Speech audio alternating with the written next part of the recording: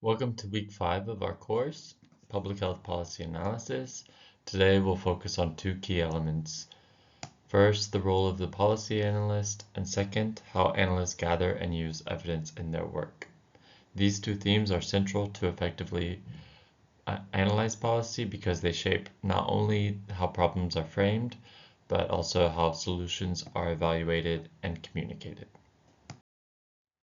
By the end of this session, you should be able to recognize the different roles that policy analysts can take on their work, understand the main sources and methods that analysts use to collect data, appreciate the importance of using both documents and people when gathering evidence, and finally, become familiar with some techniques for preparing and conducting interviews with policy informants. In short, today, we're looking at both the what and the how of evidence collection and policy analysis.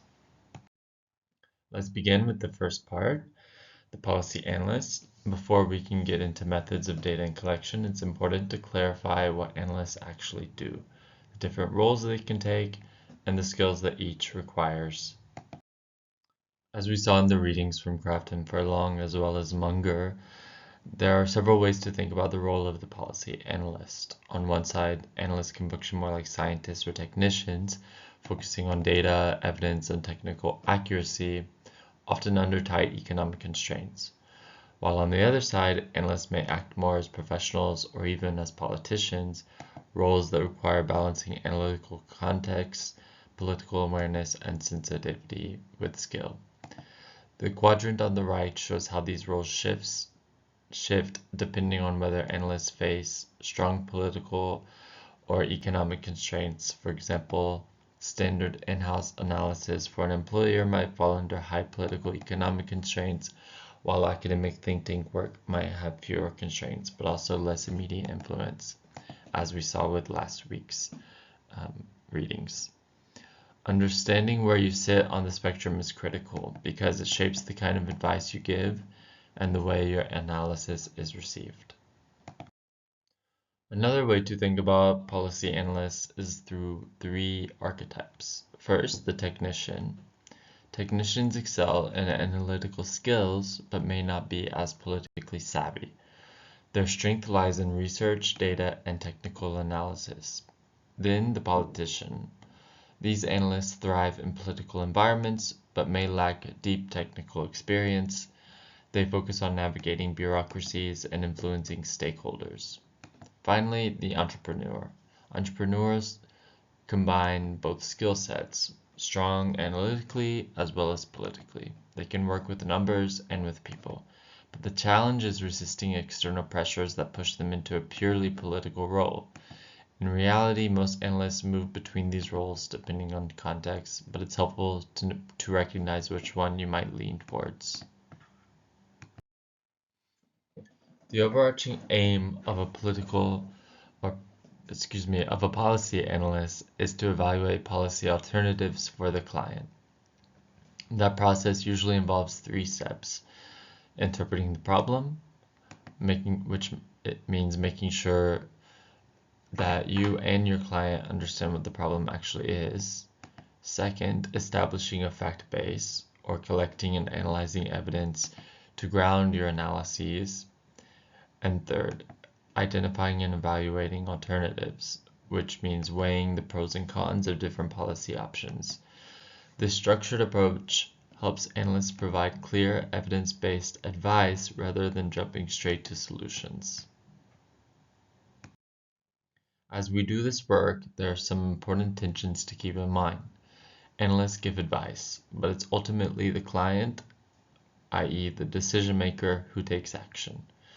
There's often pressure for immediate solutions, but meaningful analysis requires time, and sometimes the client may choose the politically convenient alternative rather than the technically superior one. Understanding these realities helps us manage expectations and deliver analyses that are both useful and realistic. Policy analysis doesn't sit neatly in one category. As Fisher and Forster put it, it lies uncomfortably between science and ethics. On the one hand, we rely on evidence, data, and methods that resemble scientific research, while on the other we deal with values, trade-offs, and real-world consequences that require ethical reflection.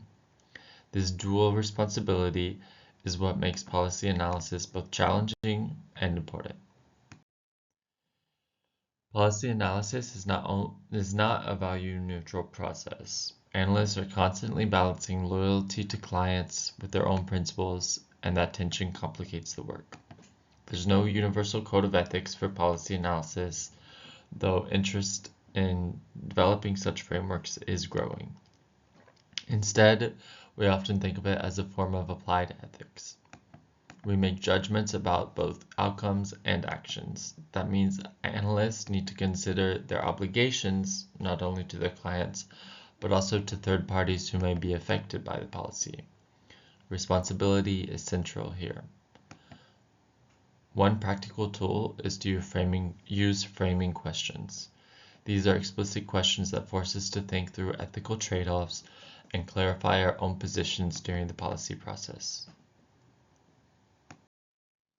Now that we've clarified the role of the analyst and the ethical considerations that shape our work, let's move to the second part of today's session, how to collect evidence. Gathering evidence is at the heart of policy analysis. The quality of your evidence directly shapes the credibility of your recommendations. When we think about collecting evidence, we usually rely on two main sources, documents and people. Documents include websites, articles, reports, databases, memos, policy papers, whereas people include policy experts, government or elected officials, and staff at NGOs. Often these two sources feed into each other, and the best analyses draw on both, creating a more complete and balanced picture using evidence from both sources. To begin your data collection, there are a few practical steps to keep in mind. Start by identifying the data that you actually need. What's the current situation, and what are the defining characteristics of the problem? Remember that your time is limited, so focus only on aspects that you or your client can control.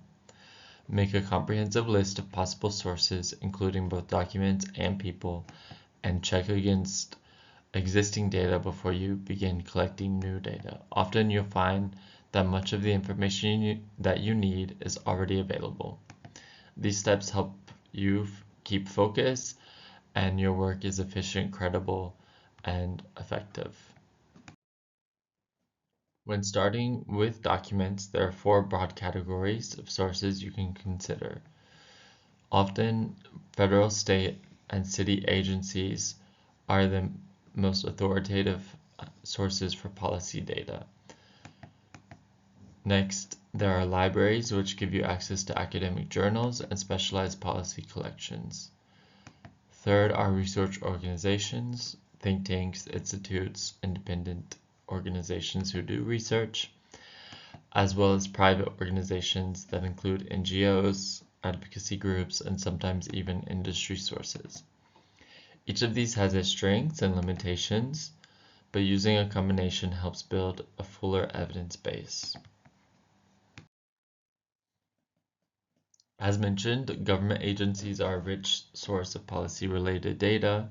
Typically, at the federal level, we use data.gov, census.gov, or cdc.gov for health evidence. At the state level, in New York, there's health.ny.gov and health.data.ny.gov. And at the city level, New York City opened its data portals and Department of Health publications, which are not just repositories of numbers, they provide insight into how governments define problems, what they prioritize, and how they communicate evidence. As well, you'll see posted on Brightspace a list of HIV sources in this week's readings that can be useful for your policy analysis project. In addition to documents, people are crucial as sources of evidence. Interviews can give you historical context for how a problem developed, basic facts or clarification on technical issues, insights into political attitudes and resources, about key actors, and ideas about possible future directions. Importantly, additional contacts and materials that you wouldn't have found otherwise can be useful. Talking to the right people often unlocks the story behind the data. When deciding who to interview, there are a few more tips. Agency or department staff biographies can reveal who has relevant expertise, and you want to ask not only what people know, but also who they know, because networks matter. Sometimes low-level staff are the most informed, but you may need authorization to speak with them. Avoid group interviews because these can limit candid responses and promulgate groupthink. Finally, ask interviewees for referrals, because snowballing is often the best way to identify new sources. In other words, think of interviews as both a way to gather information and to expand your evidence network. Timing matters also when deciding when to interview and who to interview. Relatively early, you want to connect with powerful and knowledgeable people who can guide you towards rich information sources. Think of friendly experts who can boost your political credibility, and in some cases, it's wise to talk to potential opponents so that you're not blindsided later on their arguments. You want to talk relatively later to those who are hostile or defensive informants. They may try to block your work, and the same goes for busy informants who you'll only get one shot at speaking to. Administrators who know the trouble spots won't admit them. In short, start with allies and gatekeepers and leave the more difficult conversations for later. Of course, identifying who you want to interview is only half the battle. Gaining access is the other half. Some strategies include combining outreach methods like email follow-up by a phone call, and always consider the political motives of your informants. Conferences and meetings can be excellent opportunities to connect, but you'll only get a few moments with them. Run parallel streams of interviews to prevent bottlenecks in your data collection and build rapport if you need repeated access. Also, know when to stop. Exhausting access can lead to defensive or antagonistic informants, and you need to be strategic about your access because this will make interviews more productive and less frustrating. To prepare for your interview, do some background research on your expert before you meet them. Draft interview questions ahead of time and prepare potential follow-ups based on answers that they are likely to give. Keep questions short, clear, and neutral. Never accuse anyone, even if they are a hostile informant.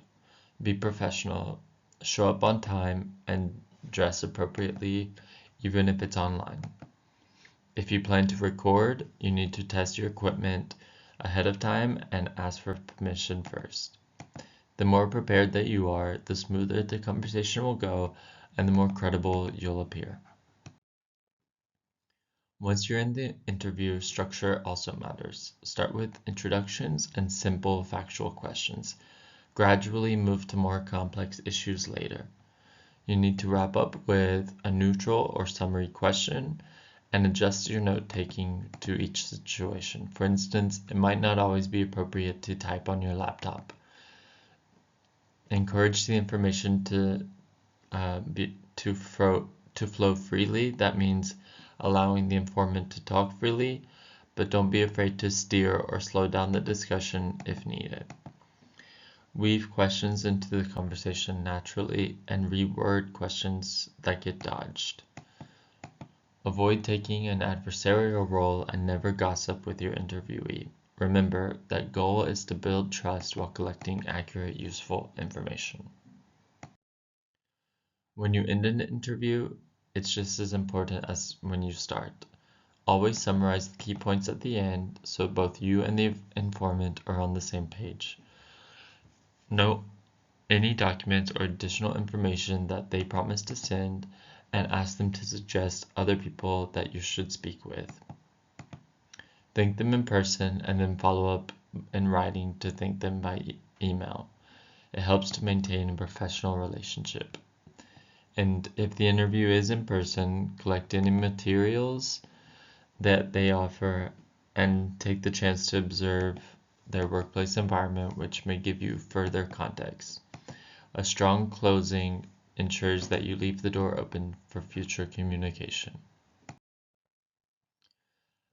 As analysts, we need to protect our credibility, especially when dealing with politically sensitive issues. So, reach out to interested parties who might later criticize your work for ignoring them.